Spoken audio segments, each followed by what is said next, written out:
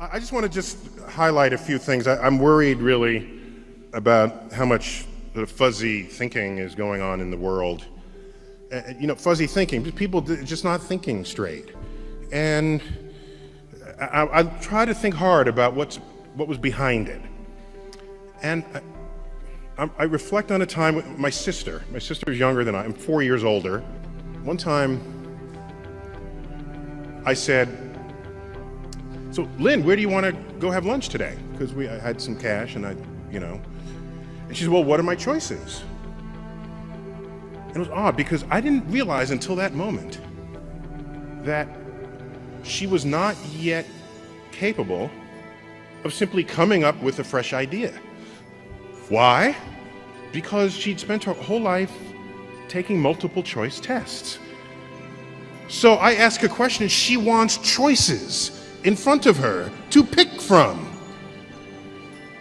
This would continue the whole life. And then I tested this with other people. People want choices.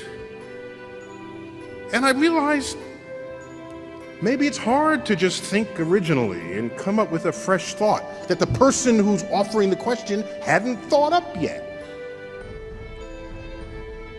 Because I think somehow in our society we're hell-bent on the answer. The right answer. Consider this following example. Imagine you have a spelling bee. This is contrived, but it makes the point. There's a spelling bee, and you have to spell the word cat. Okay. So one student spells it C-A-T. Person got it right.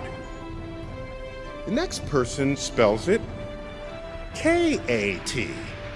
That's wrong. You got that wrong. Okay. Third person spells it X-Q-W. You realize that is marked equally as wrong with the K-A-T? And so we've built a system for ourselves where there is an answer and everything else is not the answer, even when some answers are better than others. So our brains are absent the wiring capable of coming up with an original thought.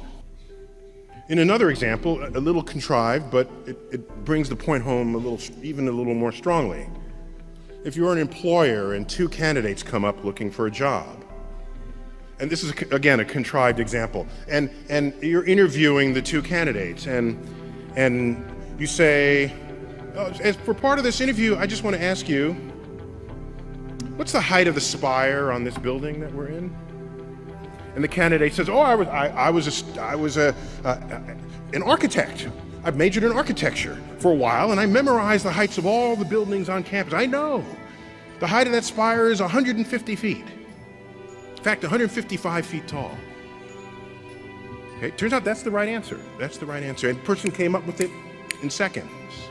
That person goes away, the next candidate walks in. "Do you know the height of the spire on this building?" The candidate says, "No, but I'll be right back." Person runs outside, measures the length of the shadow of that spire on the ground, measures the length of her own shadow, ratios the height to the shadows, comes up with a number. Runs back inside, it's about 150 feet. Who are you going to hire? I'm hiring the person who figured it out, even though it took that person longer, even though the person's answer is not as precise.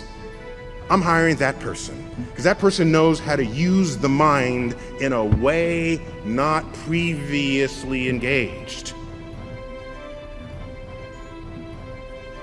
You realize when you know how to think, it empowers you far beyond those who know only what to think.